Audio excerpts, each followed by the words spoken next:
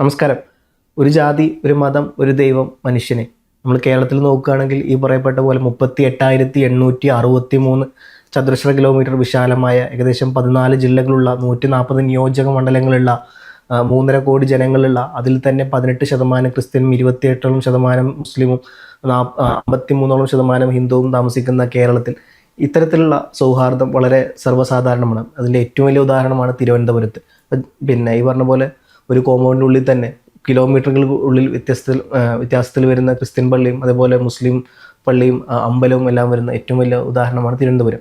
അപ്പോൾ നമ്മളങ്ങനെ നോക്കുമ്പം ജാതീയതക്കും മതത്തിനും അപ്പുറമായി മനുഷ്യരായി കാണുന്ന, രാഷ്ട്രീയത്തിനപ്പുറം മനുഷ്യരായി കാണുന്ന ഏറ്റവും വലിയ, ഇപ്പോൾ നമുക്കറിയാം നിലവിൽ ഭരിച്ചുകൊണ്ടിരിക്കുന്നത് UDF ആണ്.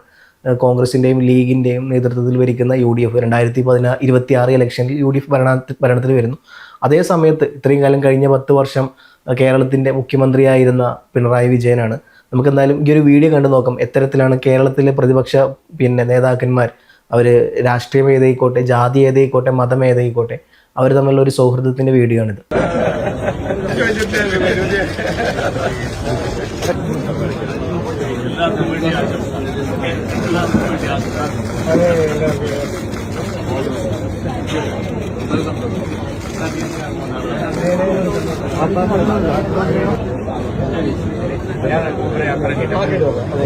അപ്പം ഇത്തരത്തിൽ ഓരോ കാലഘട്ടത്തും പലതരത്തിലുള്ള രാഷ്ട്രീയ നേതാക്കന്മാർ വരാറുണ്ട്. ഉമ്മൻചാണ്ടി വന്നു, അച്യുതാനന്ദൻ വന്നു, പിണറായി വിജയൻ വന്നു, പിന്നീട് VD സതീശൻ വരുന്നു. അങ്ങനെ പലതരത്തിലുള്ള നേതാക്കന്മാർ പല കാലയളവിൽ വന്നിട്ടുണ്ട്. അവർക്കിടയിലൊക്കെ വ്യത്യസ്ത ജാതി ഉണ്ടാകും, വ്യത്യസ്ത മതമുണ്ടാകും. പക്ഷേ അതിനെല്ലാം അപ്പുറം അവരെല്ലാം ഒന്ന് തന്നെയായിരുന്നു. പല കാലഘട്ടത്തും പലതരത്തിലുള്ള വിവാദങ്ങൾ വന്നപ്പോഴും പലതരത്തിലുള്ള പ്രശ്നങ്ങൾ വന്നപ്പോഴും, ഈവൻ ബാബരി മസ്ജിദിൻ്റെ ഡെമോളിഷൻ പ്രശ്നം വന്നപ്പോൾ പോലും കൃത്യമായ നിലപാടെടുത്ത് രാഷ്ട്രീയ കേരളം ഇത്രത്തോളം പക്വതയാർന്ന തീരുമാനത്തിലൂടെ പോകാൻ അത്തരത്തിലുള്ള കൃത്യമായ നിലപാടെടുക്കുന്നതിൽ മാർഗദർശിയായ പല നേതാക്കന്മാർ നമുക്ക് എക്കാലത്തും ഉണ്ടായിരുന്നു എന്നുള്ളത് സത്യമാണ്. അതിപ്പോൾ നമ്മൾ നോക്കുകയാണെന്നുണ്ടെങ്കിൽ ഈ പറഞ്ഞ പോലെ പിണറായി വിജയനും കോടിയേരി ബാലകൃഷ്ണനും രണ്ടുപേരും ഒരേ ധ്രുവത്തിൽ, ഒരേ മുന്നണിക്കുള്ളിൽ, ഒരേ കാലഘട്ടത്ത് വന്ന നേതാക്കന്മാർ. രണ്ടുപേരും CPM-ൻ്റെ സമുന്നതനായ നേതാക്കന്മാരായിരുന്നു. പക്ഷേ അവർക്കിടയിൽ പോലും പലതരത്തിലുള്ള നയവ്യത്യാസങ്ങൾ അല്ലെങ്കിൽ ചില തരത്തിലുള്ള പ്രശ്നങ്ങൾ, ഇപ്പം മുഖ്യമന്ത്രി പിണറായി വിജയൻ ആയിരിക്കുമ്പോൾ അതേ സമയത്ത് തന്നെ പലതരത്തിലുള്ള വ്യത്യാസങ്ങൾ കോടിയേരി രേഖപ്പെടുത്തിയിട്ടുണ്ട്. അവർ തമ്മിൽ നേരിട്ടുള്ള ഒരു മത്സരം പോലും അല്ലെങ്കിൽ അത്തരത്തിലുള്ള പല കാര്യങ്ങളിലോട്ടും പോയിട്ടുണ്ടായിരുന്നു. അതിൻ്റെ മറ്റൊരു ഉദാഹരണമാണ് EK നായനാറും അതേപോലെ തന്നെ കരുണാകരനും. രണ്ടുപേരും ഒരേ ധ്രുവത്തിൽ സഞ്ചരിക്കുന്ന, ഒരേ ഐഡിയോളജി കീപ്പ് ചെയ്യുന്ന ഒരേ രാഷ്ട്രീയ പാർട്ടിക്കാരായിരുന്നു.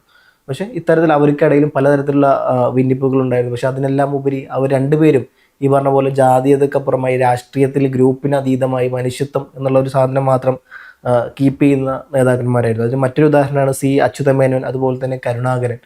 അവരും ഈ പറഞ്ഞ പോലെ കരുണാകരൻ DICൻ്റെ നേതാവായിരുന്നു, കോൺഗ്രസ് പിളർത്തി പോയ ഒരു നേതാവായിരുന്നു. പിൽക്കാലത്ത് അദ്ദേഹം തിരിച്ചു വന്നു. അപ്പോൾ അവിടെയും ഇത്തരത്തിലുള്ള ഏറ്റവും വലിയ ഉദാഹരണം നമ്മൾ കണ്ടതാണ്. പിന്നീട് വന്ന മറ്റൊരു നേതാവാണ് VS അച്യുതാനന്ദനും KR ഗൗരിയമ്മയും.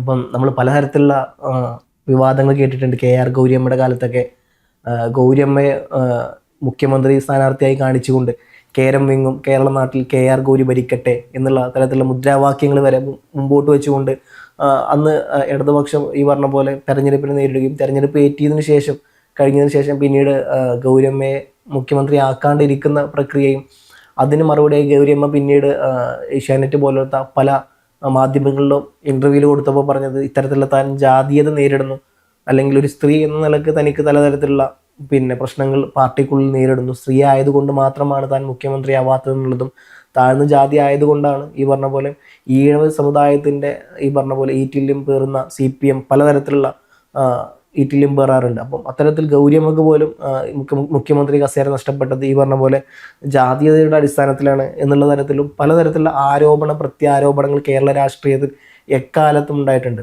അതിലിപ്പം BJP ആയാലും, ഇത്രയും കാലം BJPയുടെ സന്തത സഹചാരിയായിരുന്നു സന്ദീപ് വാര്യർ. അദ്ദേഹം ഈ പറഞ്ഞ പോലെ കുറച്ചു കാലം കഴിയുമ്പം കോൺഗ്രസ്സിലോട്ട് വരുന്നു. തുടക്കത്തിൽ ഈ പറഞ്ഞ പോലെ അദ്ദേഹം മണ്ണാർക്കാട്ടുകാരനാണ്. പാലക്കാട് ബൈ ഇലക്ഷൻ്റെ സമയത്തായിരുന്നു അദ്ദേഹം പാർട്ടി മാറ്റം സംഭവിക്കുന്നത്.